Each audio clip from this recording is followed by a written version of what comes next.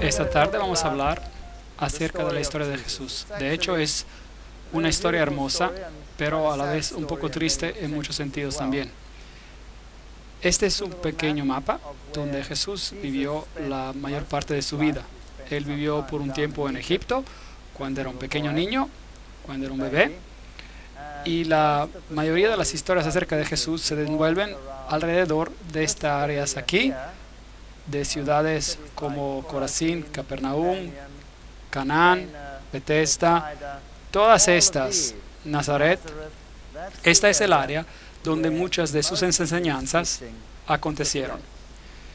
Y si bajamos por aquí, por supuesto, llegamos a Belén, a Jerusalén y al gran lado de agua salada.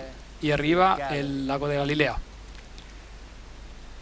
La historia de Jesús es una historia de alguien que era un pastor, alguien que guía a su pueblo. Ahora, en mi país, cuando yo observo a un pastor, esto no tiene mucho sentido, porque un pastor en mi país pone a su rebaño delante de él, y tienen perros que conducen al rebaño para hacer pasar el rebaño por una puerta en particular. Y los perros corren y las conducen por un lado y por otro del lado y las empujan a que se junten. Y el rebaño, de hecho, está un poco aterrorizado durante todo este proceso. Y entonces la idea de un pastor guiando a su rebaño es algo relativamente extraño. Pero esta es una ilustración típica de Medio Oriente, donde los pastores son totalmente diferentes, donde el pastor guía y el rebaño sigue. Pueden ver que estas ovejas están mirando al pastor, lo cual es totalmente diferente de cómo ocurre en otros países. Esta es una escena típica de un pastor en el Medio Oriente, donde tiene al pastor y su pequeño rebaño alrededor de él. Y nuevamente todas las ovejas lo están mirando. ¿No es hermoso? Me gusta. Y este hombre tenía una cara tan rugosa que tuve que tomar una foto. Aquí tomamos un pequeño video de una escena típica de un pastor, y nuevamente el rebaño está atrás y el pastor está delante. Y ellos confían en su pastor, las ovejas. Veamos el video.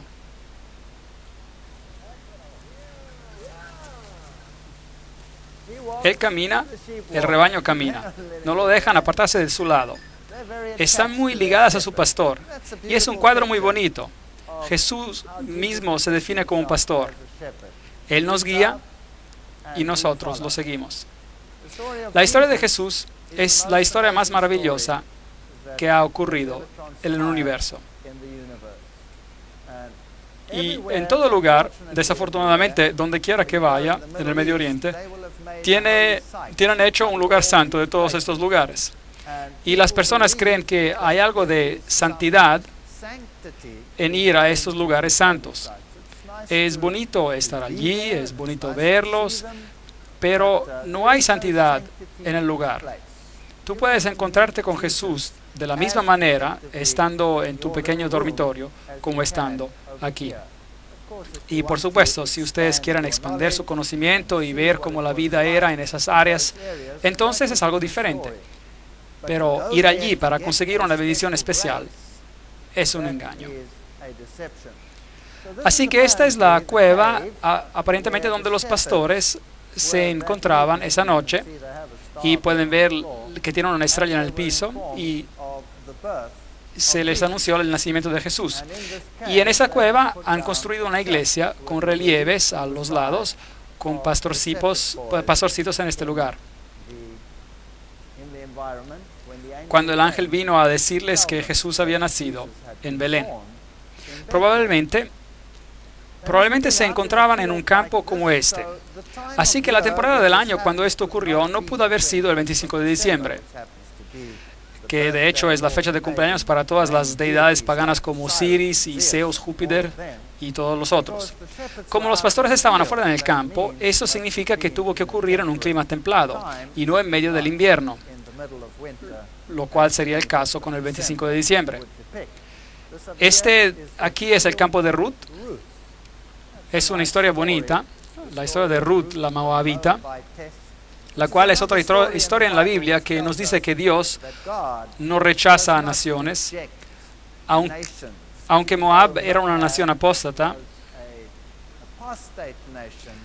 Alguien de Moab aceptó a Jesús como su Salvador personal. No lo conocían como tal porque él todavía no había nacido, pero ellos creyeron que el Dios de los israelitas era un Dios verdadero y que podía ser su Dios también. Esta es la ciudad de Belén, donde Jesús nació, y algunos de los lugares hermosos. ¿Quién ha estado allí? Ah, muy bien. Hay hermosos lugares. Allí observar las personas es algo magnífico. Es como ser transportado al pasado en los tiempos de la Edad Media, en cierto sentido. Y este hombre de edad me dejó muy impresionado. Se ven muchas de esas caras arrugadas por allí. Y cuando uno camina por estas calles es realmente fascinante. Estuve allí unas cuantas veces. Es bastante peligroso estar en esas áreas. De hecho, una vez fuimos apedreados, pero logramos sobrevivir. En otras ocasiones fuimos los únicos que podíamos viajar de un lado al otro entre Israel y Líbano. Experiencias fascinantes. Los israelitas vienen a construir una barrera, simplemente la levantan. Y todos los que están de este lado se quedan a este lado, y todos los del otro lado se quedan al otro lado. Ocurre que pusieron la barrera en medio de la propiedad de este hombre, y este era nuestro guía turístico, así que él era el único guía que tenía autorización para estar en ambos lados. Fue una experiencia muy interesante, así que éramos los únicos que podían pasar por ambos lados. Todos los demás tenían que quedarse a un lado. Creo que fue providencia divina. Yo creo que el Señor nos ayudó. Y era genial, porque podíamos ir a lugares donde nadie podía ir, porque todo estaba bloqueado. Tuvimos el lugar todo para nosotros. He estado en Belén y otros lugares donde uno no se puede ni mover por todos los turistas. Hay cientos de turistas en estas iglesias y uno se queda parado entre los bancos por mucho tiempo. Nosotros tuvimos la iglesia sola para nosotros, completamente vacía, y pudimos ir a todos esos lugares. Fue maravilloso. Y los guías turísticos estaban desesperados por dinero. Así que nos escabullaban en lugares que normalmente no se iría. Eso fue genial. Así que algo bueno puede salir de algo malo. Escenas típicas de los mercados. Esta es una carnicería. Si usted quisiera comprar su carne, aquí se cuelga. Y hay un tremendo zumbido alrededor mientras va a comprar su carne. Así que no creo que sea una buena idea. Este hombre aquí trató de venderme un pollo e insistía para que yo comprara su pollo. Así que seguía insistiendo y estaba vivo el pollo y el Señor no me dejaba ir. Y yo le dije que yo no estaba interesado, pero no me dejaba ir. Así que empezó a regatearme, insistió y no me dejaba, corrió tras de mí, así que finalmente ya me volvía loco. Entonces le dije, bueno, voy a regatear con él por su pollo. Así que lo negocié menos y menos y menos y menos y menos por el pollo, hasta que él se enojó conmigo y eso estaba muy bien. Y entonces ya negocié aún más y finalmente se enojó y me dijo, ya, tenga su pollo gratis. Y yo le dije después que era vegetariano. Se quedó mirándome, totalmente incrédulo. No podía creer que algo parecido fuera posible. Pero después se rió y nos hicimos buenos amigos. Esta es una típica panadería y debo decirles que no se ve muy caliente, ¿o sí? No. Bueno, de todas maneras, pan es pan. Se cuece en el horno, está probablemente bien. Y las mujeres no estaban permitidas aquí porque no es adecuado para una mujer estar en un lugar así donde se hornea pan. Traten de decirlo a una de nuestras huéspedes que cocinan pan acá. No creo que ella esté de acuerdo. Pero bueno, sin embargo, esta iglesia famosa de la Natividad, donde Jesús nació, así se supone. No sabemos nunca si esos lugares tanto son los lugares verdaderos. Algunos de ellos probablemente son correctos. Y este probablemente podría representar el lugar donde Jesús nació. Y estos, por supuesto, estos lugares fueron escogidos temprano en la historia. Y este en particular por la madre de Constantino. Y ella encontró que este era el lugar. y por eso construyó esta iglesia, la cual era una iglesia bizantina, lo que significa que era ortodoxa. Y por eso hay una tremenda guerra en esta área entre los ortodoxos y los católicos que reclaman esos lugares para ellos mismos. Esta guerra no se resolvió hasta la llegada del movimiento ecuménico, y ahora esta iglesia está compartida por la iglesia ortodoxa y la iglesia católico romana, y alternan sus misas allí.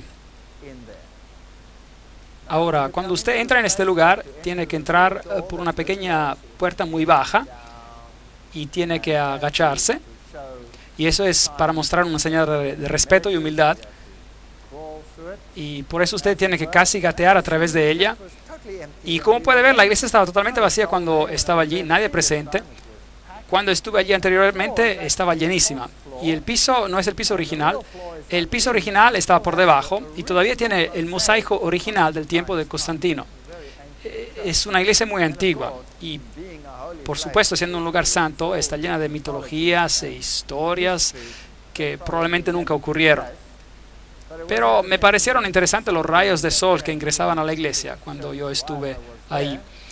Y ahí arriba, contra ese pilar, hay unos agujeros, por aquí los puede ver. ¿Y qué son estos agujeros? Bueno, la leyenda dice que María apareció en la iglesia un día y tomó sus dedos y los hizo en forma de una cruz como esta, y ella fue hacia ese pilar y lo marcó allí. Y allí estaban los agujeros. Allí están. Esos son los dedos de María que hicieron los agujeros. Y si usted pone sus dedos en estos agujeros, usted recibirá, dicen, una bendición especial. Observé estos agujeros y vi que los bordes estaban bastante ciselados, así que creo que el trabajo que hicieron no fue muy bueno. Si realmente fuera divino, entonces los agujeros estarían marcados nítidamente, quemados, me imagino. Entonces esta es la casa de historias que atrae a las personas, y se asombrará cómo en tiempos normales la gente se alinea en largas columnas para poner sus dedos allí, y realmente creen que recibirán una bendición especial de María si colocan sus dedos allí. Ahora, la iglesia, por supuesto, previamente era más baja. Le mostré el piso inferior, que estaba cubierto por tablas y que era considerablemente más bajo que el piso presente. Y así que si usted quiere bajar al lugar original donde alegan que el pesebre de Jesús estuvo, tiene que bajar estas gradas y entrar al sepulcro, y ahí está. Y este es donde el pesebre aparentemente estuvo, allí en ese mismo lugar. Así que si usted pone su mano allí, todavía hasta estos días puede obtener una absolución de la Iglesia Católica Romana. Eso significa que todos sus pecados son perdonados si solo se toca esa parte. De hecho, en algunos de estos lugares usted puede conseguir perdón por sus pecados para 90 días de anticipación.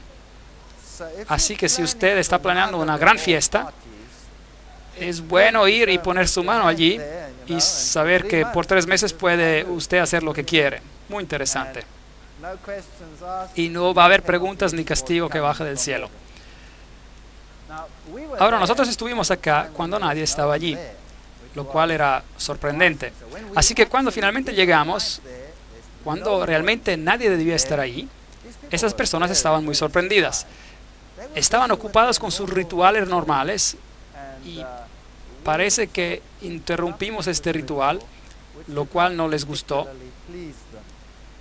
Pero teníamos una cámara allí y tomé una foto con mi cámara, y debieran haber visto sus miradas. Les mostraré una foto que tenemos ahora mismo. Y esta es ahora una misa ortodoxa en el sótano, el subterráneo de esta iglesia, donde normalmente uno no debería estar. Aquí están, y es así como estaban vestidos, en capuchas negras. Se parecen más como miembros del Ku Klux Klan que a monjes. Estos son monjes ortodoxos diciendo una misa en particular. Y aquí algo de lo que resultó. ¿Tienen sonido?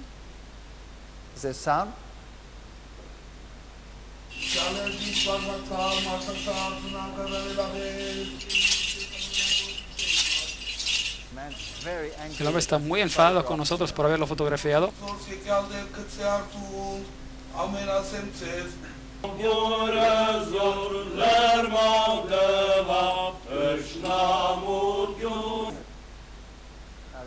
Ahora ese hombre ahí, si las miradas pudieran matar, me hubiera arrasado. No parece muy amigable, ¿verdad?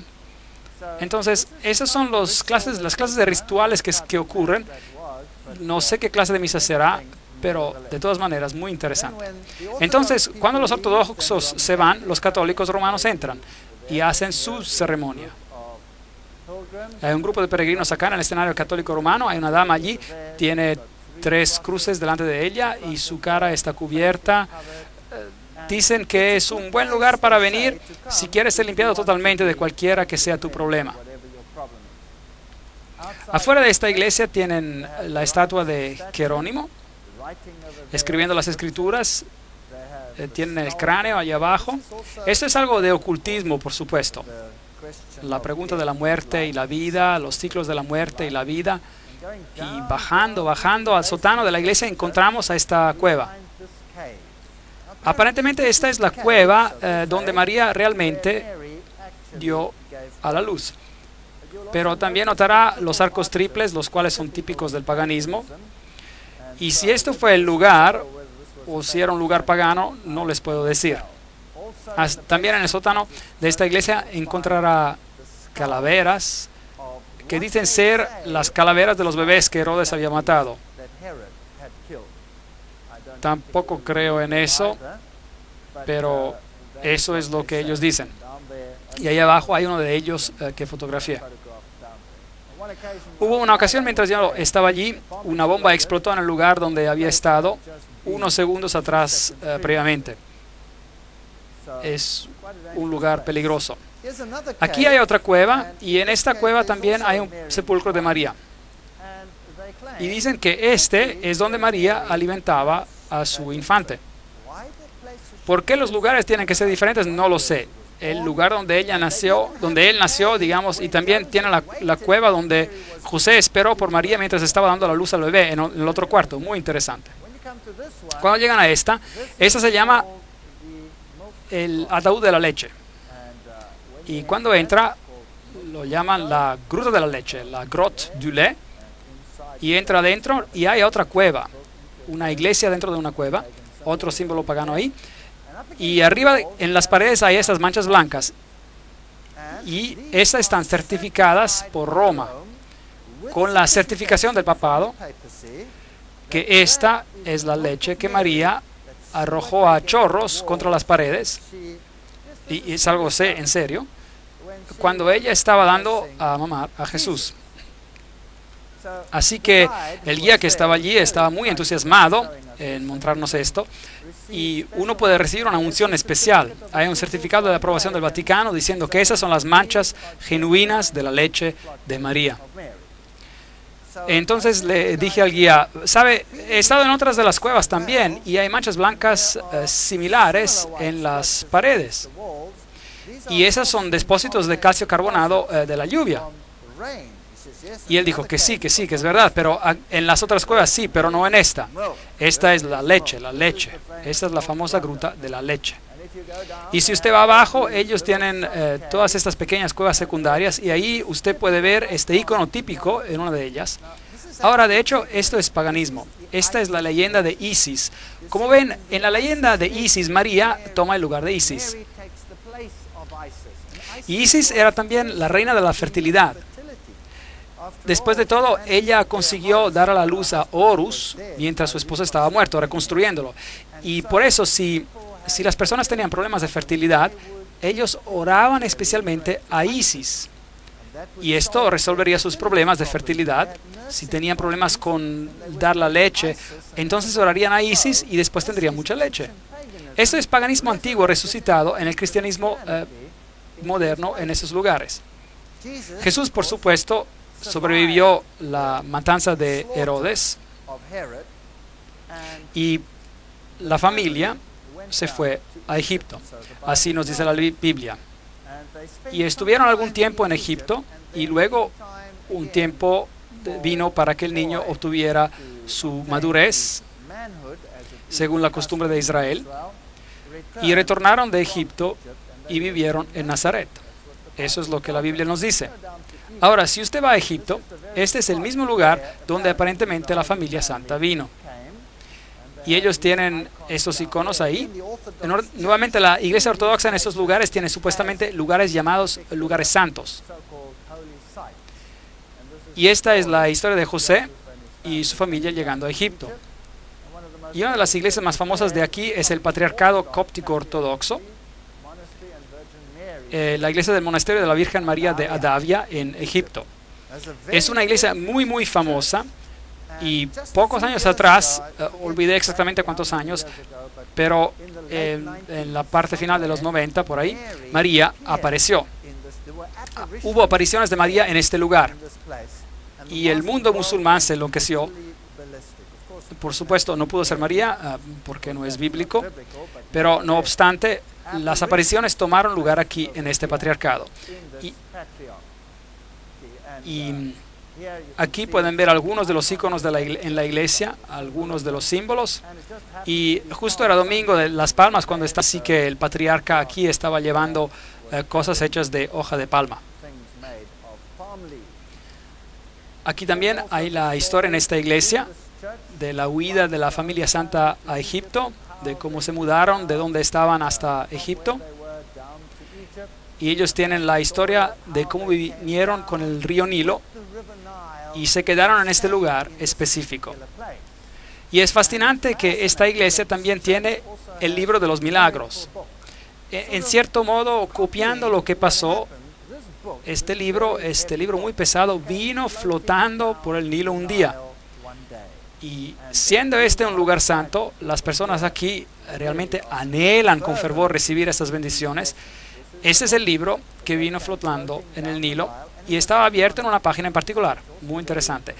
Y es este, aquí lo ven, enfoque más cerca. Ok, hay una pequeña placa de lo que pasó y en qué página estaba abierto. Ahora ese es un libro encuadrado como tal, pero no se hundió, sino que flotó. Así como se dice, ¿no? Como la hacha, digamos, que flotó en la Biblia. Y dice la Biblia flotante: un viernes 12 de marzo de 1967, después de una mañana de liturgia, las personas notaron un objeto flotando en el agua cerca de las gradas donde la familia santa había embarcado. Algunos miembros de la iglesia vinieron y encontraron que era una Biblia flotando en el agua y abierta en Isaías 19:25. Bendito sea mi pueblo de Egipto. A pesar de la inundación del agua y la pesadez del libro, todavía estaba en flote. Y esto fue considerado un milagro por las personas, una señal de Dios como una bendición especial hacia ellos.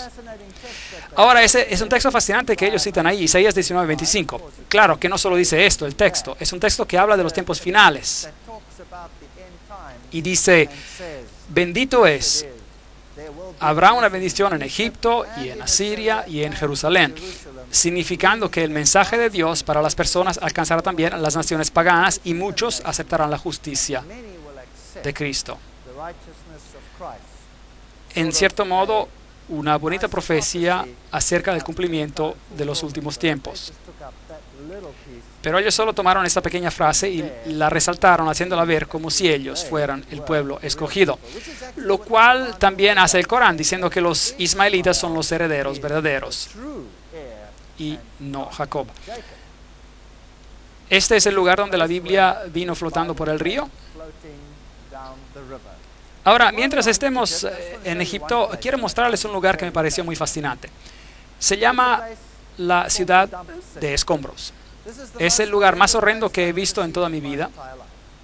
Mientras usted viaja por las calles de Cairo, ahora Cairo tiene acerca de unos 50 millones de personas viviendo en Cairo y sus alrededores. Es la ciudad más caótica en la faz de la tierra. No hay nada parecido. Es el Armagedón en espera. Pero pueden imaginarse los escombros, la suciedad y la basura que produce esta ciudad. Ahora, en una ciudad normal, ¿qué se hace con la basura? Se saca afuera, se pone en vertederos fuera de la ciudad o se incinera o lo que sea. Pero puede imaginarse 50 millones de personas viviendo en un ambiente como este y toman sus escombros, su basura y lo llevan al área pobre y lo echan en las calles. Y estas pobres personas buscan por la basura y viven en medio de la basura. Esta es literalmente una ciudad de basura en medio de la ciudad. Y si ustedes toman fotos, ellos se enfadan mucho, así que mis fotos no son muy buenas, son tomadas más o menos así, usted sabe, bueno, de cierto modo, así. Ellos literalmente te matarían si te vieran tomarles una foto.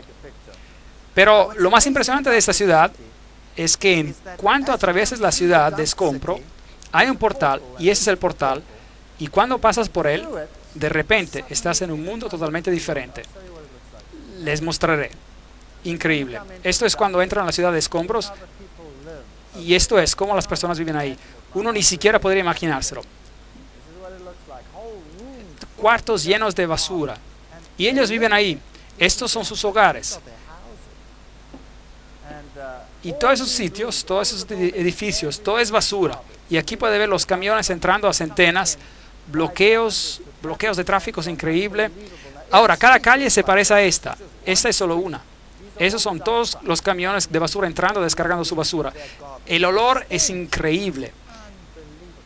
Y nosotros atravesamos la ciudad simplemente y no tocamos nada. Pero a pesar de eso tuvo una inflamación de las encías y todo el resto de nuestro equipo tuvo diarrea después de pasar por ese lugar. Es todo. Es increíble. Los gérmenes de ahí son asesinos.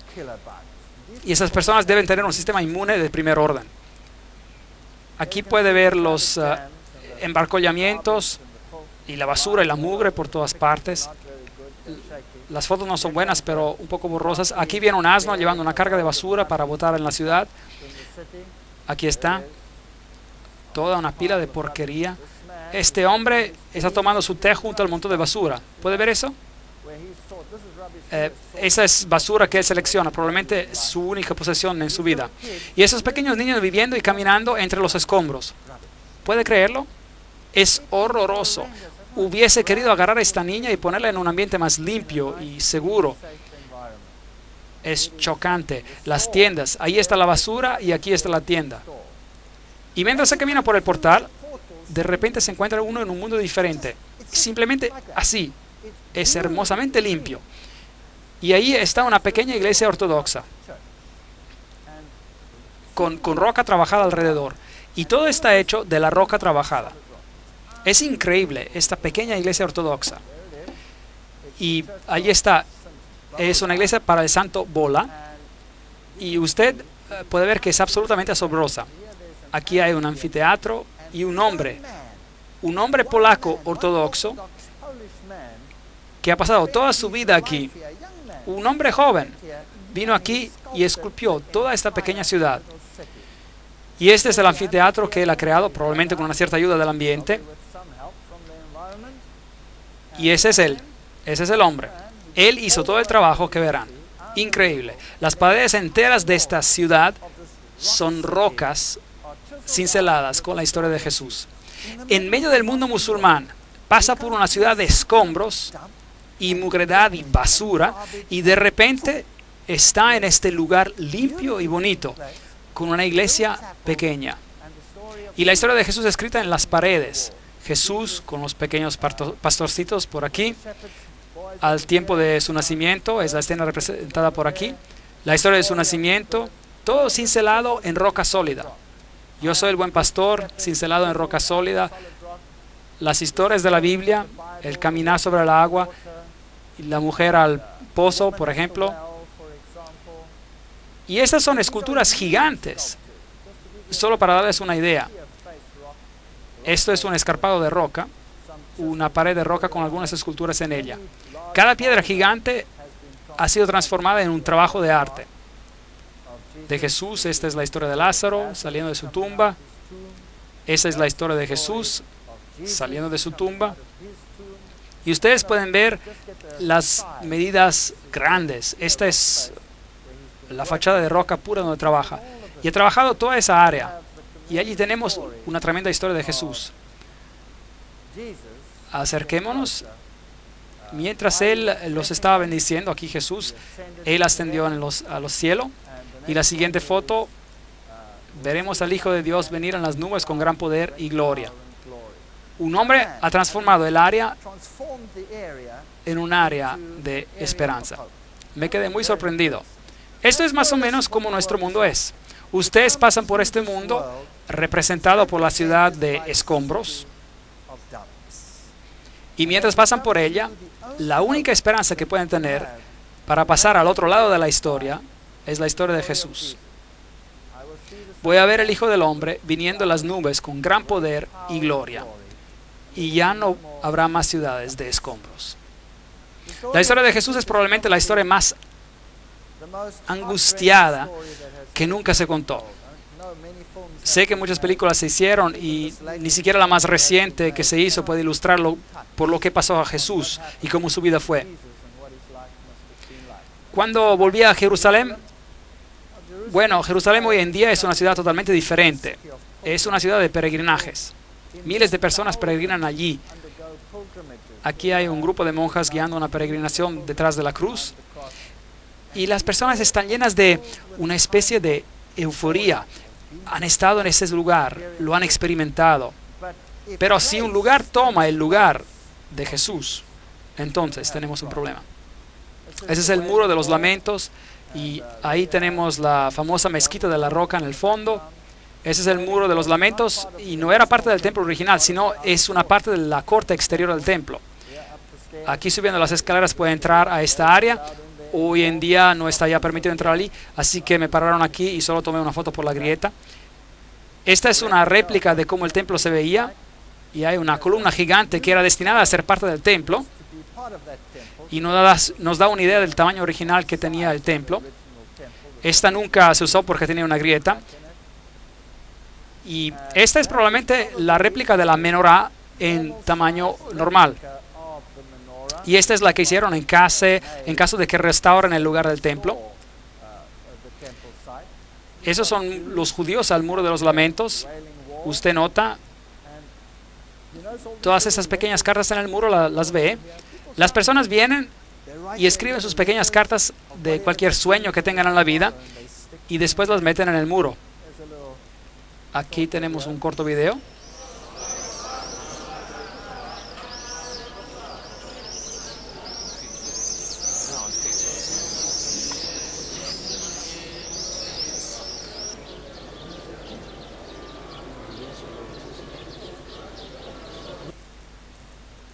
Saben, cuando vi a todos estos ortodoxos judíos muy sinceros frente al muro, mostrando reverencia al muro, me pregunté a mí mismo si solo supieran de la roca de su salvación. Si solo pudieran entender que no hay salvación en un muro de ladrillos, que la única salvación está en el que representa. Las personas hoy en día tienden a hacer de lugares sitios santos. Y no es triste. Y después pasan al lado de la persona que esos lugares representan. Debajo del muro hay un túnel.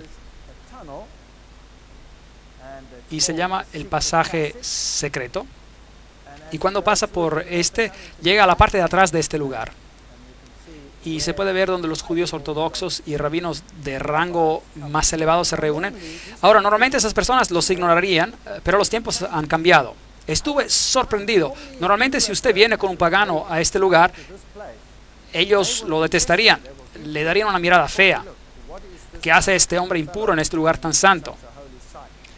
Estaba sorprendido. Esta vez cuando estuve allí, entrando a este lugar, hace unos cuantos meses atrás, la mayoría de esos rabinos vinieron a rogar por dinero, algo que nunca hubieran hecho hace 2 o 3 años atrás. Las cosas deben ser muy duras en ese lugar para que ellos hagan una cosa así. Ese es el lugar más santo y donde tienen esos remanentes del antiguo muro, y justo arriba, al otro lado, se encuentra la Mezquita de la Roca. Aquí está un rabino ortodoxo haciendo su ritual. Note que tiene los mandamientos en su frente,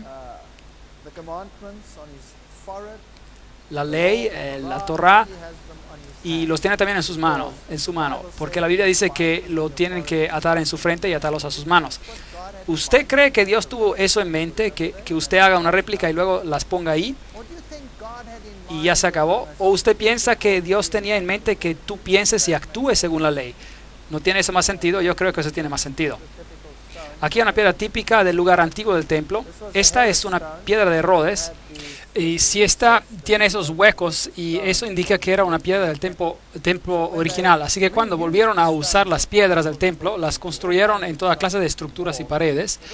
Y así que esas seguramente fueron piedras del templo original construidas hoy en otro muro. Este es el sepulcro de David. Y de la misma manera que en lugares para peregrinajes católicos, aquí son los judíos que visitan. Ese es el lugar donde Jesús se bautizó. Incluso este es el lugar donde la historia empieza. La historia nos dice que cuando Jesús fue bautizado, la voz de Dios se escuchó diciendo: este es mi amado Hijo, en quien tengo complacencia. Y desde allí la Biblia nos cuenta que Jesús fue llevado al desierto para ser tentado. Y Mateo capítulo 4, versículo 2 nos dice: después de haber ayunado 40 días y 40 noches, sintió hambre. Si eres el Hijo de Dios, di que estas piedras se conviertan en pan, le dijo el diablo. Es una declaración muy interesante. Si eres el Hijo de Dios. Así que primero duda la validez de Dios, la palabra de Dios y el hecho de que sea el Hijo de Dios, si es verdadero. Y después lo desafía a ordenar a que las piedras se conviertan en pan. Y Jesús respondió: escrito está, no solo de pan vivirá el hombre, sino de toda palabra que sale de la boca de Dios. El texto que sigue existe en la versión King James inglesa, en otras no, pero esa es otra historia.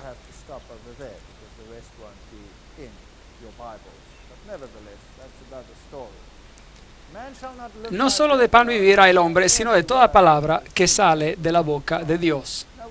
Ahora, pensamos que las tentaciones no eran tentaciones tremendas, pero realmente lo eran, porque en esas tentaciones Jesús conoció cada condición de la caída del hombre. Cada condición. Lo primero que Adán y Eva hicieron fue de comer el árbol del conocimiento del bien y del mal. En otras palabras, el apetito era bueno para comida. Ese fue uno de sus primeros problemas. Y aquí Jesús triunfó después de ayunar 40 días y 40 noches, donde Adán y Eva fallaron en todo el esplendor y lujo que tenían, conquistando el apetito y conquistando la duda. Si eres el Hijo de Dios, ¿Dios realmente dijo eso? Por eso Jesús triunfó sobre el pecado de la duda y triunfa sobre el pecado del apetito humano y la pasión. Todo en uno. Y la tentación debió ser mucho peor que la tentación de Adán y Eva. Este es hoy en día el lugar más alto del muro antiguo, y no tenemos el templo, el cual debió haber estado en algún lugar aquí. Así que originalmente el diablo debió llevarlo a este muro, a algún lugar por aquí donde el templo estaba, y amenazó de arrojarlo abajo. Vayamos a este lugar aquí. Hay un punto que nos da una idea de la altura. Y la segunda tentación es: si eres el Hijo de Dios, nuevamente la misma pregunta, tírate abajo, pues escrito está: a sus ángeles mandará cerca de ti, en sus manos te sostendrán, para que no tropieces con tu pie en piedra. Y Jesús respondió de nuevo: escrito también está, no tentarás al Señor tu Dios. Esta es la segunda gran tentación de la humanidad. Y es un hecho triste. Si escuchamos la conferencia que dimos ayer, entonces ese es el pecado que la mayoría de la humanidad está haciendo. Es el pecado de presunción. El pecado de presunción. Imagínense a dos personas tratando de resolver una crisis al otro lado de la carretera, digamos. Cualquiera que sea, un niño en problemas o lo que sea. Uno corre al otro lado de la carretera diciendo: soy hijo de Dios y Dios me protegerá. Y corre al otro lado. Otro viene y dice: Dios, hay una crisis al otro lado. Ayúdame a cruzar esta carretera. Y corre al otro lado. Los dos, al observador de afuera, son absolutamente idénticos. Pero uno actúa con presunción y el otro por fe. ¿Pueden ver cuán cerca están el uno del otro? ¿Cuán cerca están el uno del otro? Y la cristiandad moderna, la mayoría de los movimientos hoy en día están practicando la presunción. la religión basada sobre la fuerza, mientras la fe es algo totalmente diferente. Y Jesús pudo haberse tirado, porque eso es lo que él dice la Biblia. Pero escrito está, no serás atrevido, presumido. La tercera tentación, otra vez lo llevó el diablo a un monte muy alto y le mostró todos los reinos del mundo y la gloria de ellos. Y le dijo, todo eso te daré si prostrado me adoras.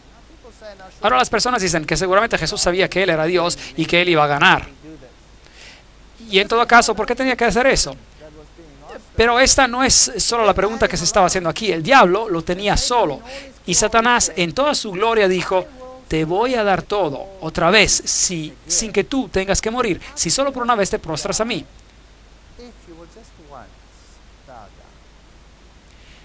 Y claro, el pecado que se tenía que vencer aquí es el pecado del amor al mundo. Y yo creo que muchas personas se perderán por esta misma tentación en particular. Vete, Satanás, porque escrito está, al Señor tu Dios adorarás y solo a Él servirás. El amor al mundo no nos llevará a ningún lugar. Así que esas tres tentaciones, Jesús básicamente triunfa por parte del hombre sobre las mayores tentaciones que tenemos que enfrentar de una forma u otra. Y por supuesto luego se fue al lago de Galilea. Y en el camino allí hay este pequeño pueblo pintoresco llamado Maalula. Y es el único pueblo pequeño que queda en el mundo entero donde el lenguaje que se habla es arameo. Ahora, ese es el lenguaje que Jesús hablaba. Y es muy bonito ir allí. Es un lugar limpio y placentero.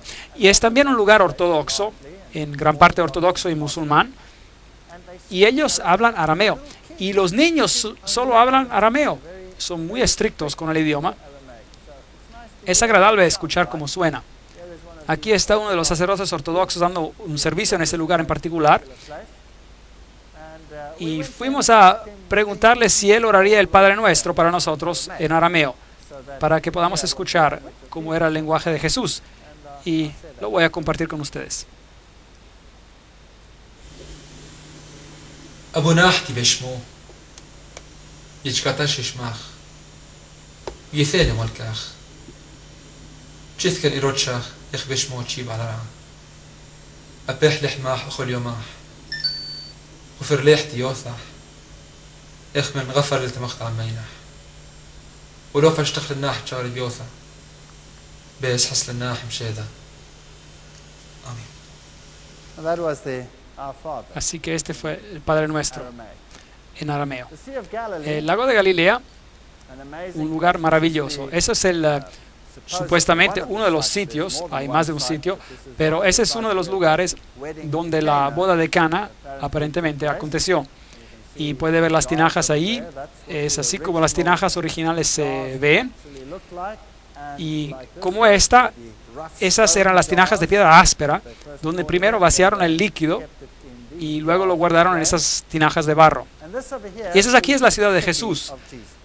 Aquí es donde Jesús llevó a cabo la mayoría de su obra y predicó la mayoría de sus sermones, la ciudad de Capernaum. Y los llevaré ahí en la siguiente sesión. Vamos a la ciudad de Capernaum, la cual es conocida como la ciudad de Jesús. Este aquí es un lugar muy famoso. Y si lo mira, no parece nada. Pero en realidad encima de esto hay un edificio gigante, justo encima. Allí puede ver algunos de los pilares de cemento y el piso de cemento. ¿Y qué es esto?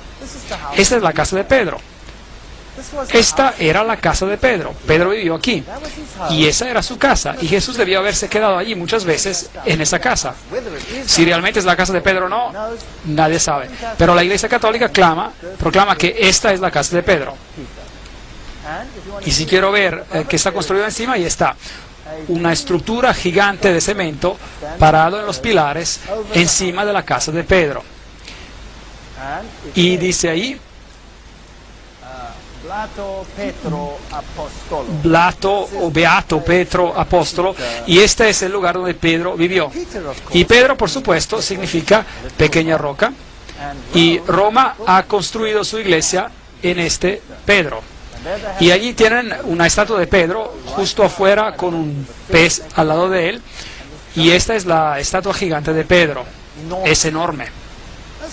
Esta es una historia fascinante porque Simón era también el nombre de Simón Mago. Y Simón Mago, de acuerdo a Eliphas Levi, era el que se convirtió en Petra, el PTR, el Pedro, en el cual, por supuesto, hoy basaríamos todo este sistema. Porque este Simón Mago se convirtió en el hechicero de Nerón. Él era, en otras palabras, el sumo sacerdote, si lo era, de los emperadores romanos. Así que es realmente incierto si están hablando del Pedro, que el Pedro que están honrando acá sea el apóstol. Probablemente sea Simón Mago, el hechicero, el brujo, el ocultista que está siendo honrado. Pero la iglesia construyó este edificio gigante sobre la casa de Pedro. Y a los pies de esta estatua puede ver símbolos de pez y todo eso. Y nos dice que ese es Pedro el apóstol. Y un poquito más allá hay una sinagoga. Entonces aquí hay un edificio gigante hecho de cemento con una estatua gigante de Pedro y justo cruzando el camino esta sinagoga remanente, probablemente la sinagoga donde Jesús más enseñó. Y hay una pequeña placa oxidada que dice el primer siglo tardío, la sinagoga blanca, la sinagoga de Jesús.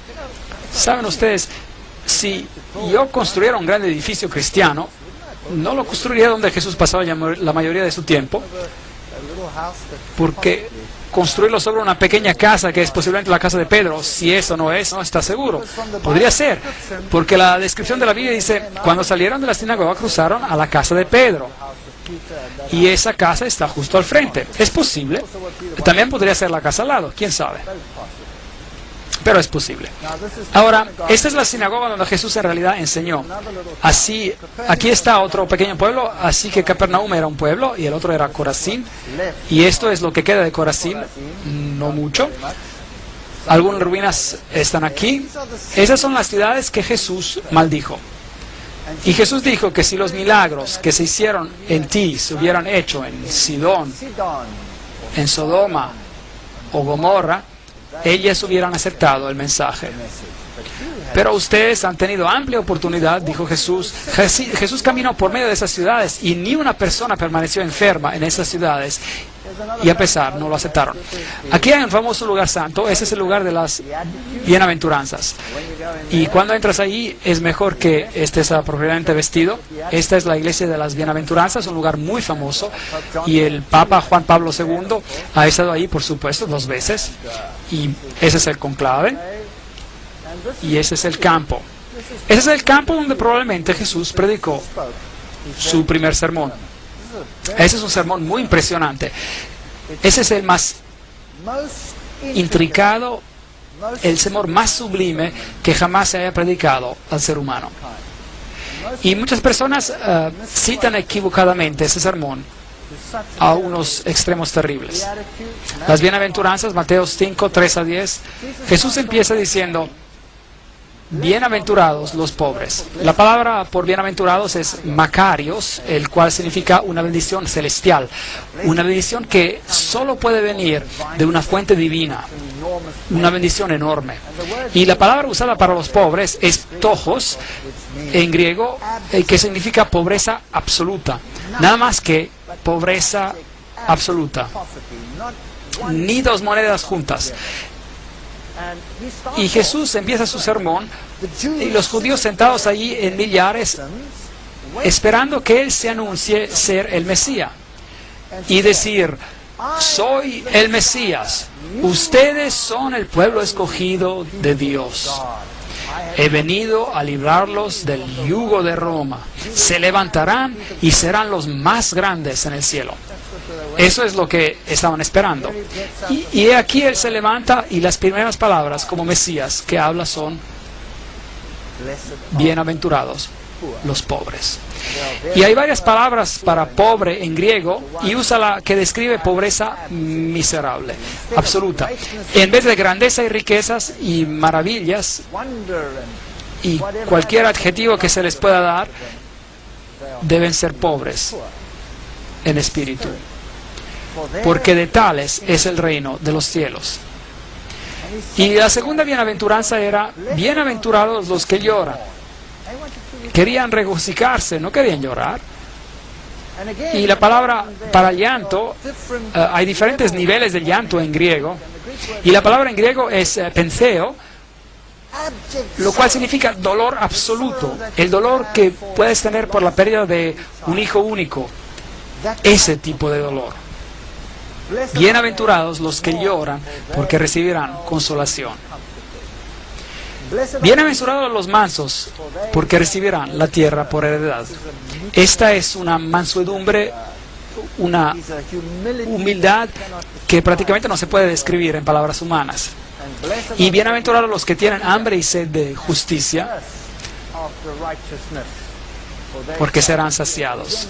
Y otra vez la palabra hambre aquí son retorcijones de hambre que se sienten después de vaguear por días y días en un desierto sin comida o agua.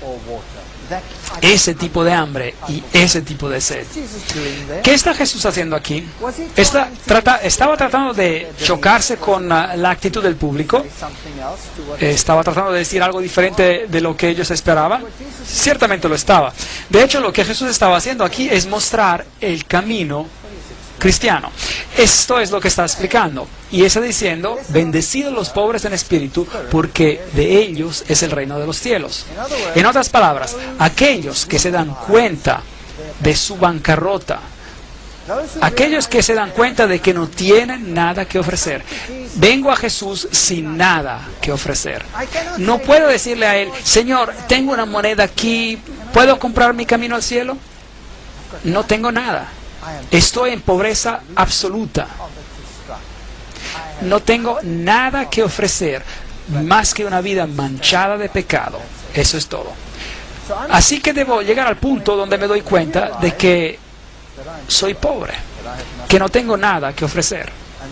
Y entonces el siguiente paso es bendecir a los que lloran, porque serán consolados. No solamente me debo dar cuenta de que no tengo nada que ofrecer como individuo manchado de pecado, debo experimentar dolor. ¿Por qué? Por el pecado. Debo experimentar mi dolor por pecar, y debo mirar al Hijo de Dios, y debo sentir dolor, y debo tener arrepentimiento. Y debo decir, Señor, perdóname por lo que hice. El arrepentimiento genuino es el siguiente paso en el camino cristiano. Bienaventurados son los mansos. Una vez que te des cuenta de que estás en bancarrota, una vez que te des cuenta de que eres responsable por la muerte del Hijo de Dios, una vez de que hayas experimentado un dolor real, no hay más tiempo para quedarte en tu pedestal pensando que eres mejor que los demás. Es hora de bajar y experimentar humildad y saber de que otros y Dios son más grandes que tú. Es un camino muy difícil para el ser humano de viajar. Es lo contrario a cada emoción humana. Bienaventurados los que tienen hambre y sed de justicia, porque serán saciados. El camino de los cristianos no termina con solo darse cuenta de que eres pecador por el dolor de tu pecado y por ser más humilde. Tienes que continuar en un proceso conocido como la santificación, lo cual significa, Señor, cambia mi carácter vil. Pablo dice, debo crucificar el hombre viejo cada día y debo pedir a Dios que me cambie. Y tengo un modelo perfecto que es Jesucristo. Y debo decirle al Señor que me cambie a esa imagen, que verdaderamente pueda reflejarlo a Él. Deseo ser más como tú y menos como yo, porque realmente me encuentro en una condición lamentable. Ese es el camino cristiano. ¿Cuál es el siguiente paso? Una vez de que hayas hecho eso, entonces podrás ser misericordioso, porque ellos obtendrán misericordia. Nosotros tenemos a creer que somos mejores que otros, y luego nos convertimos en críticos. Uno de los problemas más grandes en la iglesia es el ser crítico, ¿no es cierto? Ahora sabías de que esa persona todavía hace esto y el otro, y sabías de que ese joven está metido en drogas. Quiero decir, ¿Qué te esperas? Mira, los padres son así, así. En vez de alimentar el hambre y mirarte a ti mismo y decir, ahora mírate a ti mismo, qué miserable eres. ¿Piensas que ellos son peor que tú? ¿Por qué no puedes tener misericordia y simpatía de ellos porque Dios tuvo simpatía y misericordia hacia ti? ¿Acaso no se trata de esto? Así que Jesús dice, una vez de que llegues a este camino, una vez de que hayas experimentado el arrepentimiento y una vez de que hayas sentido el dolor por tus pecados y una vez de que hayas bajado de tu pedestal y una vez de que hayas pedido al Señor de cambiarte y hacerte misericordioso, y tendrás compasión con aquellos que no tuvieron la ventaja de comprender lo que tú has comprendido. Bienaventurados los misericordiosos. Y luego, bienaventurados los limpios de corazón, porque verán a Dios. Me acuerdo cuando vine a esta iglesia vine del mundo, era muy mundano y en un duro negocio. La vida en la universidad es muy dura y tienes que luchar para llegar a la cumbre profesional. Y mi mente era un basurero. Y le dije a Dios, Dios, tú sabes, yo no quiero tener una mente así. Y Dios ayuda a uno a limpiar su vida y a desarrollar buenos pensamientos donde moran los malos pensamientos. Ese es el proceso de la santificación. La cristianidad no para solo cuando conoces a Jesús. No es bueno solo conocer a Jesús. No te vas a salvar solo conociendo a Jesús. ¿Acaso el diablo no conoce a Jesús? ¿Es salvo porque conoce a Jesús? No. Debemos dejarle que Dios nos cambie, nos limpie nuestras acciones. Bienaventurados los pacificadores, porque serán llamados hijos de Dios. Vean, una vez de que hayan pasado por toda esta serie de crecimiento, devienen pacificadores. Ahora, ¿quién es un pacificador? Un pacificador es alguien que tiene la paz de Dios en su corazón. Mucha paz tienen los que aman tu ley, dice en Salmos 119, 165. Ese es un pedazo, que es un pedazo del cielo. Y siempre me maravilla cuando los políticos toman esta bienaventuranza en particular y la aplican a ellos mismos y se dan grandes recompensas sin haber pasado por los pasos previos en la experiencia cristiana. Esa persona no es un pacificador. Un pacificador es alguien que ha hecho las paces con Dios. Ese es un pacificador. Y bienaventurados los que padecen persecución. ¿No es increíble? Por causa de la justicia, porque de ellos es el reino de Dios. ¿Cuál es la última cosa que el Señor menciona aquí? ¿Cuál es la última bienaventuranza? Benditos los que padecen persecución. En otras palabras, si pasas por este proceso, si sientes dolor por el pecado, si pides perdón, y si dejas que el Señor cambie tu corazón, y si estás dispuesto a bajar de tu pedestal, y si quieres la paz de Dios en tu corazón, serás una irritación para el mundo. Y ellos te perseguirán. Es una garantía. Y ese es el proceso del camino cristiano. Totalmente opuesto a lo que es el ser humano, a lo que el ser humano quiere en este mundo hoy en día. Las lecciones que Jesús enseñó en el lago de Galilea son absolutamente las más fundamentales que el ser humano necesita. Necesitamos tomar nuestra Biblia y necesitamos estar alertos. Si tiene una Biblia que está marcada en rojo donde Jesús habla, necesita estar alerto. Debe leer esto cuidadosamente. Lo leemos como historias, pero debemos leerlo con cuidado porque es Dios quien está hablando directamente a nosotros. Cada palabra es un talento de Dios. Cada palabra, hasta los pero y los más, estarán en un lugar correcto por razones particulares. Así que necesitamos tomar atención a lo que Jesús enseñó. Aquí un típico barco en el lago de Galilea, pequeños pueblos alrededor, no ha cambiado mucho. Ese es un barco que encontraron después de una tremenda sequía. Aparentemente es un barco exactamente como en los tiempos de Jesús. Así que ese tipo de barco era en el que Jesús hubiera estado con Pedro y sus discípulos cuando les enseñó la gran lección. Tomen sus Biblias otra vez y lean las palabras de Jesús diciéndose a sí mismos, este es Dios que me está hablando, hay poder en esa palabra. Aquí está la tumba de Lázaro, aquí es donde Lázaro se echó, es una tumba muy oscura, por supuesto, hoy en día es un lugar santo, pero imagínense que aquí Jesús llamó a un hombre todavía en paños fuera de la tumba, probando que Él es la resurrección y la vida. Y él hizo esto justo antes de ir a Jerusalén, en el acto final de la obra de su vida. Y mientras se acercaba a Jerusalén, puede imaginarse lo que pasaba por su mente. Esta es la ciudad de Jerusalén, y las varias puertas de la ciudad antigua todavía están ahí. Y mientras baja esta colina, construyeron aquí una pequeña iglesia de las lágrimas, se llama. Está construida como una gota de lágrimas. Y si entra en la iglesia de las lágrimas, tiene esta pequeña luz encima. Y hay una ilustración de la gallina con la representación de la madre juntando a sus polluelos. Porque Jesús dijo: Jerusalén, Jerusalén, ¿cuántas veces he querido juntarte como una madre gallina junta a sus polluelos, pero no quisiste?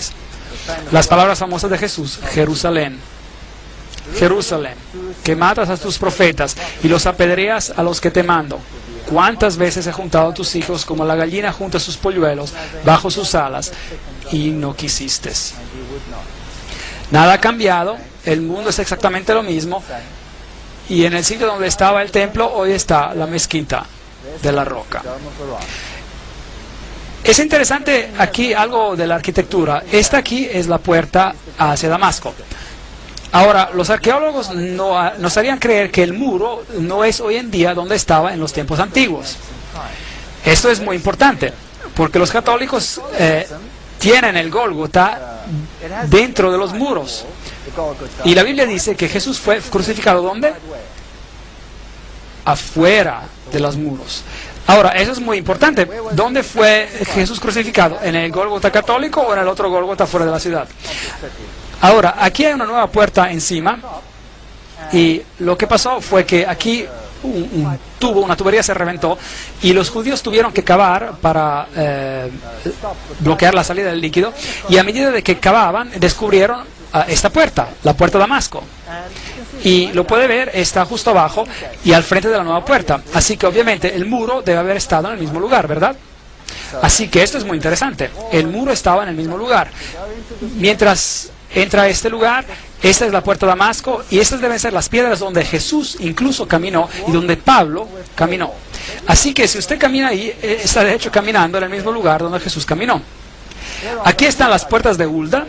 Son puertas fascinantes, las dos puertas del sur, conocidas como las puertas de Hulda, y ya no existían básicamente hasta recientemente. Fueron construidas en el periodo del segundo templo, eso es decir, el primer siglo.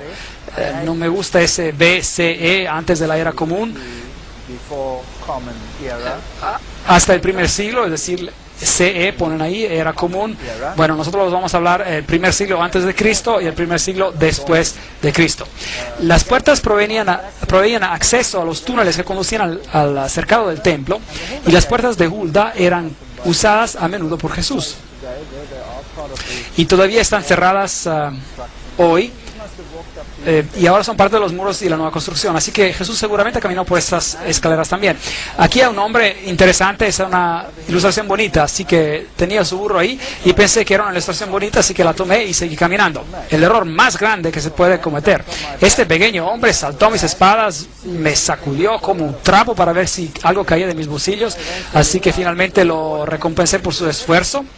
Y luego mi amigo vino corriendo y lo vio, y pensó que sería una fotografía grandiosa. Y me paré ahí y sonreí. Y mientras tomó la fotografía, hizo lo mismo que yo. Y la siguiente cosa que ocurrió, este hombre estaba golpeándolo en la espalda y sacudiéndolo como un trapo. Y me preguntó después: oye, ¿por qué no me dijiste? Y le dije: bueno, quería ver el espectáculo y no tenía por qué decirte. Eso es lo que venden allí en las calles de Jerusalén. Ese es un vendedor de algarrobo. Tiene una jarra grande en la espalda con un jugo de algarrobo, y cuando se agacha puedes tomar uno de esos vasos y tomar de ellos. Y ese es el sector judío, muy diferente. Y un moledor viejo ahí, tiendas, pequeños niños judíos, muchas contiendas en este país. Esta es la vieja ciudad de David. Aquí es donde cortaron a Isaías, el profeta, en dos. ¿Puede imaginar cerrando a alguien vivo en dos? ¡Qué gente más cruel! Esta es la iglesia o la construcción que fue construida sobre lo que es el gran cenáculo de la última cena, como ellos dicen. Y este aquí es el Getsemaní. Y si va a Getsemaní, tiene que escoger cuál, porque hay dos. Este de aquí es el Getsemaní ortodoxo. Construyeron esta iglesia ortodoxa gigante encima de él. Y justo al lado, un poquito más alejado, está el Getsemaní católico. Afuera, donde hay árboles gigantes de olivo, en el Monte de los Olivos, donde Jesús fue a orar. Y ellos dicen que estos árboles son los descendientes de los olivos que Jesús vio cuando él fue a orar. Y se acuerda de que Jesús ahí dijo: mi alma está triste hasta la muerte. Quedaos aquí y velad conmigo. Mateos 26, 38. Padre mío, si no puede pasar de mí esta copa sin que yo la beba, hágase su voluntad. Entonces se le aparece un ángel del cielo para fortalecerlo, y lleno de angustia oraba más intensamente, y era en su sudor como grandes gotas de sangre que caían hasta la tierra. Lucas 22, 43. Hay muchas críticas hoy en día acerca de la película, por ejemplo, la película llamada La Pasión de Cristo. No lo encuentro un nombre muy bonito para mí, pero sin embargo representa el sufrimiento de Jesús como si no fuera bíblico. De hecho, probablemente lo que hicieron ver no fue suficiente. El sufrimiento que representaron fue en realidad mucho más. No he visto la película, pero he leído suficientemente acerca de ella, y les puedo decir que Jesús sufrió tremendamente, y la historia bíblica está muy, digamos, dispersa, y tenemos que tomarla pedazo por pedazo, y tenemos que componerla junta, digamos, y tenemos que leer la historia también a nivel histórico para probablemente ver lo que le pasó a él. ¿Qué le pasó a Jesús en el jardín? Fue que él tenía tanta ansiedad que sus vasos capilares de su piel reventaron. Ahora, esta es una condición médica que ocurre algunas veces hoy en día, y es muy, muy rara vez que alguien sobreviva a esta condición. El estrés y el trauma son tan grandes cuando los vasos capilares revientan por ansiedad que esas personas mueren. Así que lo que debió haber pasado aquí es exactamente la misma cosa, y Jesús pudo haber muerto aquí. Pero un ángel apareció del cielo y lo fortaleció para lo que estaba por acontecer. La Biblia nos dice que esa noche los discípulos lo abandonaron y huyeron. Marcos 14, 15. Cada uno lo abandonó. Este es el Getsemaní católico. Y aquí hay nuevamente la roca famosa donde dicen que él oró y donde las gotas de sangre se derramaron. Ahora, debe recordar que el paganismo está loco por las rocas. Tienen lugares famosos, cuevas famosas, rocas famosas. Las rocas formaban una parte muy importante en el paganismo. Pero otra vez, en las historias de la Biblia, los patriarcas también hicieron altares de rocas, pero no adoraban a las rocas, ellos adoraban a Dios. Y usaban las rocas como altares para sacrificios a Dios, el cual era un tipo de sacrificio de Jesús. Es una historia totalmente diferente. Así que aquí está una roca santa, aparentemente donde tomaron a Jesús cautivo. Y eso deben ser las gradas por donde lo llevaron, porque esas suben al templo de Caifás. Bueno, si así les gusta llamarlo, pero no es su templo, es un palacio. Y aquí hay una representación a su lado, como Jesús fue llevado por estas gradas. Si fue llevado con cuerdas, la Biblia no lo menciona. Hoy esta iglesia romana católica ha sido construida en ese lugar, y probablemente este es un lugar arqueológicamente correcto. Y aquí estaba el asiento del sumo sacerdote. Y ese año era Caifás. Ahora, aquí hay una confusión en la Biblia, porque cuando lo trajeron a Jesús, lo llevaron a Anás. Ahora, Anás era el suegro de Caifás, y él era, o había sido el sumo sacerdote previo. Y como la nómina de los sumos sacerdotes se quedaba en la familia, el sumo sacerdote del previo año, el más viejo, era todavía honrado como el sumo sacerdote, aunque él no estaba ya como sumo sacerdote. Así que por eso la Biblia es muchas veces criticada por sus descripciones, pero su descripción está correcta. Y también algunas de las críticas dicen que nadie como Caifás jamás existió. Bueno, finalmente encontraron su mismo sarcófago con el nombre de Caifás, el sumo sacerdote. Así que esto es histórico también. Entonces, si miramos a los juicios de Jesús, la Biblia de hecho menciona 7 juicios de Jesús, lo cual es fascinante porque el número 7 es el número de Dios. Y uno no se puede dar cuenta casualmente al leer los evangelios. Tiene que leer los 4 evangelios y tiene que asociar los acontecimientos en los evangelios muy cuidadosamente, porque no todos los juicios de Jesús se mencionan en todos los evangelios. Algunos evangelios se concentran en Pilato, otros evangelios se concentran en el juicio de Herodes. Jesús fue primero llevado a Anás, y allí tuvieron un juicio delante de Anás. Y fue allí donde el siervo de Anás golpeó a Jesús en el rostro, porque Caifás le preguntó acerca de lo que estaba haciendo, o lo interrogó, digamos, acerca de lo que estaba haciendo. Y Jesús dijo: no hice nada en secreto. Pregunta a estos lo que yo dije, porque yo siempre he predicado en las sinagogas. Y el siervo de Anás lo golpeó en la cara, y entonces ese fue el primer juicio de Jesús. Luego lo llevaron con Anás al sumo sacerdote de ese año, el cual era Caifás.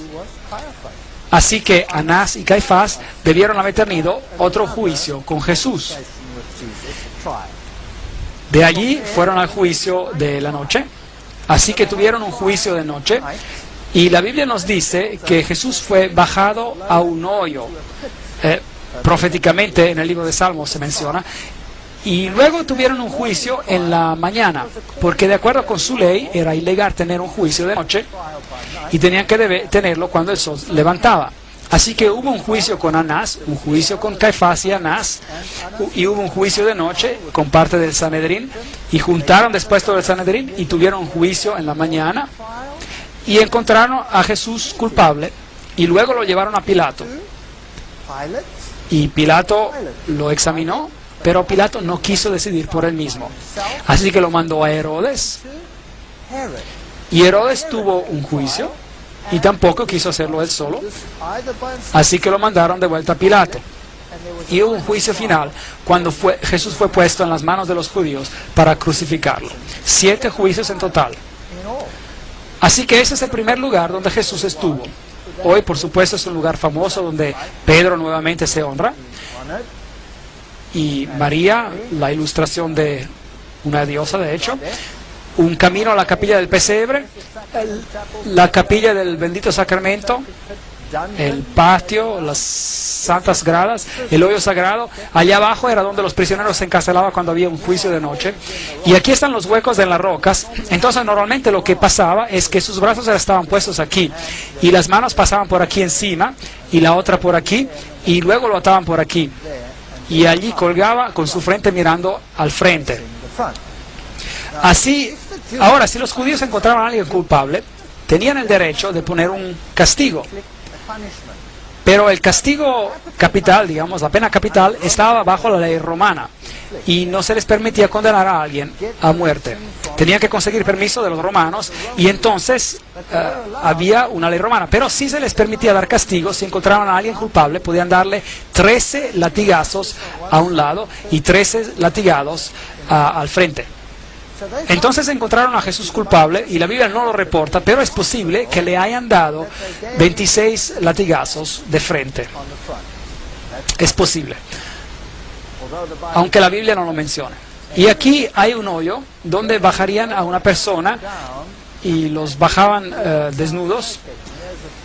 Y aquí están unas cruces bizantinas que en las paredes de aquí, mostrando que los primeros cristianos reconocieron a esto como un lugar. Y se bajaría la persona en este hoyo y, en otras palabras, te bajarían y luego estarías en este calabozo en la oscuridad total. Y Salmos nos dice que me bajaron en el hoyo y así que esto debió ser lo que pasó a Jesús mientras esperaba ahí a través de la noche por el juicio de la mañana para ser convocado. Hoy puede entrar al hoyo por aquí y puede observarlo. Entonces de ahí después hubo el juicio de la mañana y después él fue llevado a Pilato, donde fue puesto en esta prisión mientras esperaba por el juicio, y así es como se ve aquí abajo. Y luego fue encontrado inocente por Pilato. Pilato no quiso sentenciarlo a muerte, así que lo envió a Herodes. Se burlaron de él, le dieron su capa.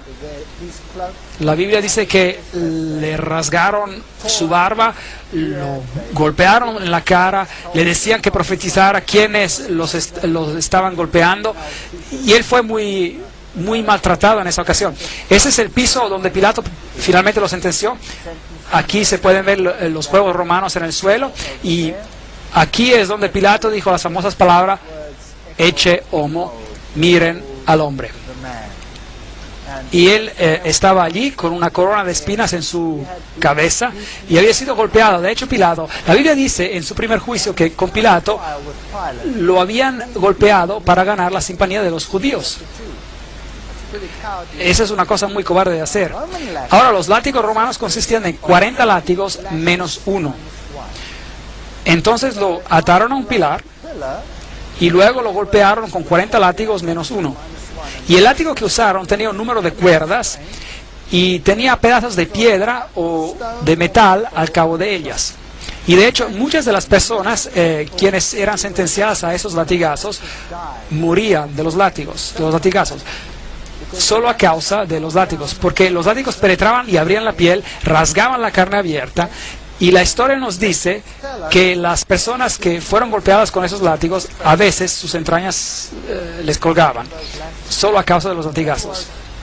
Así que ese era un tremendo castigo. Y luego, por supuesto, otra posibilidad es que lo latigaron 2 veces, porque cuando fue sentenciado culpable al final y sentenciado a ser crucificado, entonces se te latigaba otra vez antes de ser crucificado. La Biblia no nos dice si fue latigado en 2 ocasiones, pero es posible de que haya pasado. Ahora, ellos también reclaman de que Pilatos no existió. Bueno, aquí hay una inscripción actual que fue encontrada, la inscripción de Pontius Pilatus, la cual categóricamente indica que él era el procurador en los tiempos de Tiberio. Así que bíblicamente y arqueológicamente no hay manera de que la historia bíblica sea negada. Así que algunos representan que el latigazo ocurrió de esta manera. Otros lo representan como siendo agachado sobre un pilar horizontal y lo latigaron de esa manera.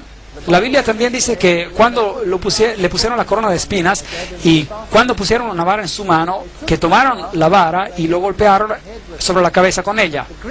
Pero el verbo griego usado nos dice que lo golpearon una y otra vez y otra vez. Así que el sufrimiento de Jesús fue enorme. La Biblia incluso representa que lo hirieron y que la herida era una gran herida. Una grande herida de arriba a abajo. Así que Jesús sufrió como ningún otro hombre ha sufrido por alguien o por ningún acto o por cualquier acto criminal en la historia de la humanidad. Y si Dios no hubiera mandado a un ángel para fortalecerlo, no lo hubiera logrado. Y por eso, cuando Él estaba en esta cruz, todavía perdonó a los que ejecutaban la sentencia.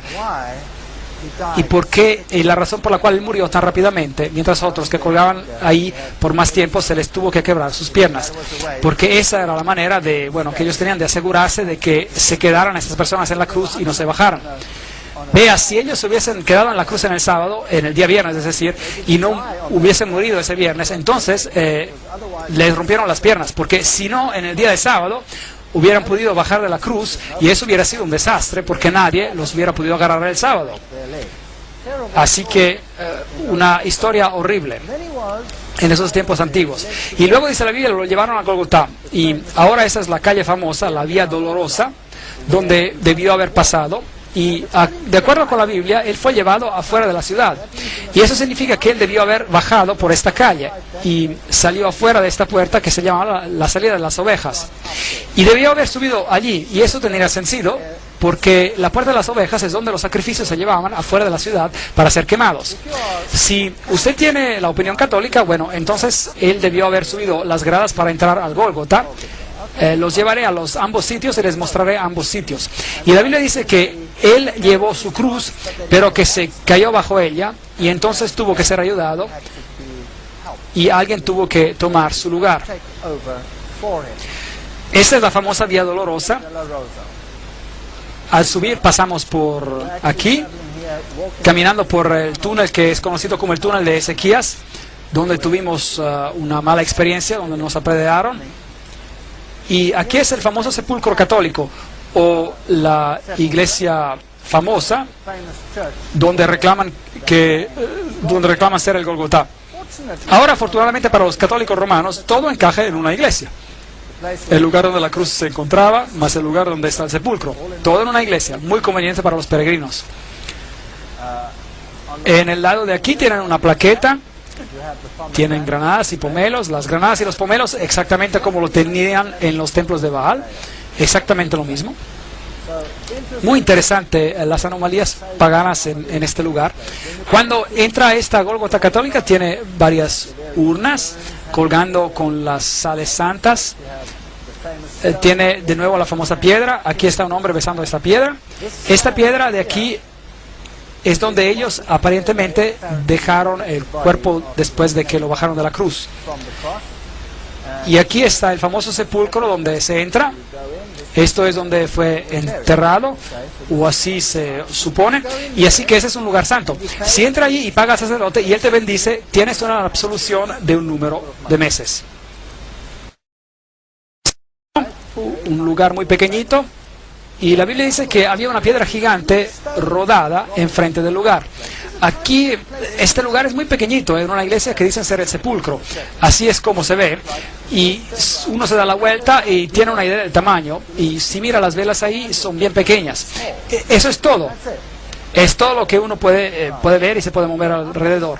Y si sube las gradas a la iglesia, entonces se llega a un lugar donde las personas están bien reverentes. Y allí es donde el Gólgota estaba.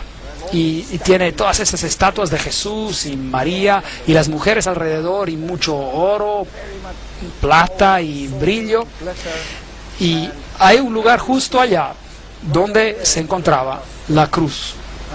Ahora, hay una Gólgota ortodoxa también, que no está muy lejos de ahí, y uno puede, aparentemente en la misma iglesia, y uno puede poner su dinero o a un lado o al otro, se puede escoger. Y si entra en ese lugar, entonces tendrá una bendición especial. Es algo que una persona no tiene que perder, así que mi amigo y yo nos fuimos ahí a ver qué era. Y luego hay una roca que dicen es la calavera del Gólgota, justo ahí en la iglesia. Y dicen que esa era la calavera. Así que esa es la famosa Gólgota católica romana que tiene la mayoría de los peregrinos en el mundo. Y si sale de la Puerta de las Ovejas, la cual hoy día se llama la Puerta del León, en los tiempos antiguos se llamaba la Puerta de las Ovejas, y sale afuera, y recuerda que el muro es aproximadamente donde estuvo en los tiempos antiguos, según la arqueología. Entonces tiene un problema si se encuentra en el Gólgota católico, porque está dentro de la ciudad. La Biblia dice que Él fue crucificado afuera de la ciudad. La salvación es para cada uno. No es solo para los pocos selectos en la ciudad. Y es por eso que cuando usted sale puede ver a esta roca gigante que todavía hoy en día tiene el rostro de una calavera y se ve por ahí. Y encima hay un cementerio musulmán hoy día y se llama el lugar de la calavera. Y de hecho esto es una calavera. Esto era una cantera. Fascinante. Entonces, era una cantera donde Salomón tenía las piedras excavadas para el templo. Fascinante. Así que, en hecho, todo este valle y es parte de una montaña que continúa hacia arriba, desde la izquierda y a la derecha, y finalmente formó el monte en el cual estaba el templo. Y es interesante que este es el lugar donde Abraham probablemente simuló el tipo de muerte del Hijo de Dios, es decir, por medio del sacrificio que él quiso hacer de Isaac, su hijo. Pero Dios dijo, no tienes que proveer por tu hijo, yo proveeré el mío. Y este es, de hecho, la misma cumbre. Qué fascinante. Así que esto tendría sentido que Jesús murió encima de esta colina. Dios es amor. Porque de tal manera Dios amó al mundo que dio su Hijo unigénito para que todos los que crean no se pierdan, mas tengan vida eterna. Juan 3:16. Afuera, muy cerca, justo a la base de esa colina, hay una tumba con un jardín. Y luego tomaron el cuerpo de Jesús y lo envolvieron en lino, vistieron con especias de la manera como los judíos se sepultaban, y cerca del lugar donde fue crucificado había un jardín, y en el jardín había un nuevo sepulcro donde nunca se había enterrado a nadie. Es lo que la Biblia dice. Así que es totalmente diferente del lugar que está dentro de la ciudad. Así que hay un jardín afuera de la ciudad. Todavía hoy en día es un jardín hermoso. Y ahora un jardín en la Biblia actualmente significa una finca. Y aquí era un viñedo. Y aquí todavía hay un viejo lagar para la uva. Así que eso tiene sentido. Y ahí hay un viejo lagar para la uva. Y es un hermoso jardín hoy. Y después de cavar para construir edificios, encontraron este lugar. Y mirar y contemplar que aquí había algunas tumbas. Y enfrente de la tumba, así pueden ver, hay un pequeño muro. Y en ese pequeño muro, en el cual era como un surco, pusieron una gran piedra redonda que pudieran haber rodado enfrente de esa tumba. Y si mira hacia abajo, tendrá que mirar adentro de la tumba y mirar al otro lado. Y hay una tumba que ha sido excavada un poco, digamos, parcialmente. Así que todavía no se había terminado. La Biblia dice que la tumba no estaba terminada. Nadie había sido todavía enterrado ahí. Y la Biblia dice también que los discípulos se agacharon para ver qué había adentro. Entonces ellos podrían haber mirado por aquí, pasando ese pilar, y hubieran visto a esa tumba por ahí. Y se habían dado cuenta que estaba vacía. Entonces esto encaja perfectamente con la descripción bíblica. También en ese jardín tienen esa hierba que crece por aquí, de donde hacen una droga para poder anestesiar. Y esa es la que mezclaron con vino y anestesiaban a cualquiera que estaba en la cruz. Pero Jesús rechazó tomarla. Y ese es un pastor metodista que administraba este lugar. Aquí una piedra típica. Esta es la tumba de Herodes, una de las tumbas más intactas de este tipo que existen hoy. La de Jesús probablemente era así. Así que aquí probablemente está el lugar del jardín de la tumba. Hay un pequeño surco y en el frente donde hubiera estado una gran piedra redonda que tuvo que haber sido removida. Esto tiene mucho más sentido para mí que el otro Gólgota adentro. Bueno, adentro se ve así. Y por supuesto las personas creen que es un lugar santo, así que vienen aquí para orar y ser reverentes, lo cual está bien, claro, pero aquí dice, Él no está aquí, ha resucitado.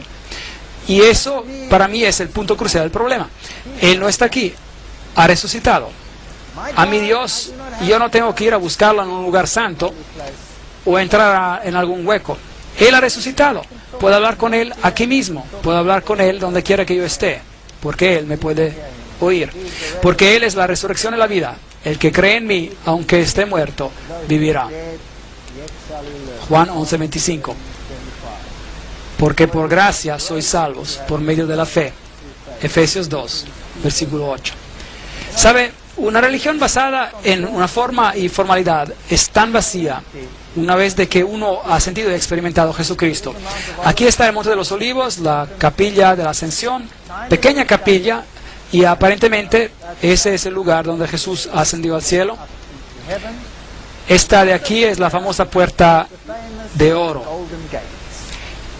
Está enladrillada y bloqueada, y del otro lado hay unas gradas que conducen al templo del monte, y hoy en día hay la mezquita de la roca, y aquí se encuentran las tumbas de los más ricos del mundo musulmán. Y ellos creen que cuando Jesús retorne, Él vendrá aquí, y la puerta de oro se abrirá. Bueno, no es Jesús para ellos, es el Imam Mahdi, el Mesías. Para los judíos es el Mesías y para los cristianos es el regreso de Jesús.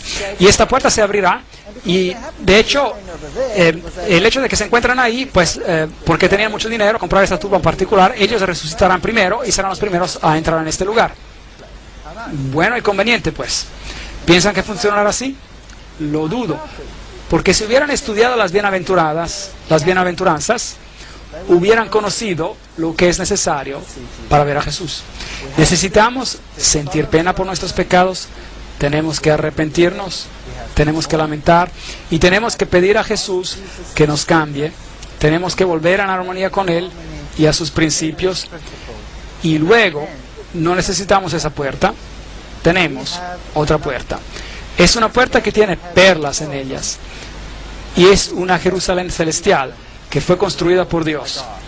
No sé si habrá muchos o una primera resurrección aquí, pero no quiero juzgar esto es para Dios de juzgar. Pero aquí todos ellos están esperando por su reino terrenal. Yo no estoy esperando por un reino terrenal, yo estoy esperando por una Jerusalén celestial, a pesar de lo interesante que esta Jerusalén sea aquí. Esta es la mezquita de la roca, este es el lugar donde un templo se construirá. Si estás adentro, nuevamente hay una piedra, es donde Muhammad subió. Pero el paganismo y la verdad están muy lejos el uno del otro. Esa es la Jerusalén de noche y esta es la famosa casa quemada. Esto es lo que queda de ella. En los años 70 después de Cristo, los romanos vinieron y destruyeron a Jerusalén y la quemaron. Y ese es un símbolo de la destrucción que tendrá este mundo cuando Dios retorne. Podemos ser parte de la casa quemada o podemos ser parte del reino de Dios. Esa es nuestra decisión. Y la única solución para eso es: aquel que tiene el Hijo tiene vida, y aquel que no tiene el Hijo de Dios no tiene vida. Estas cosas he escrito en ti. Creed en el nombre del Hijo de Dios y sabrás que tendrás vida eterna. 1 de Juan 5:12-13. Así que esta es nuestra decisión hoy. Podemos entretenernos con todas las cosas de este mundo y podemos hacer los lugares santos más importantes que Dios, o podemos desarrollar una relación. Pero el precio es el yo. Tendremos que renunciar al yo, a nosotros mismos, y a pedir a Dios que nos dé su carácter. Un carácter que pueda entender, sobrellevar y amar a nuestro prójimo, así como nos amamos a nosotros mismos, y hacer Dios supremo en nuestras vidas, porque sin Él no podemos hacer nada. Amén.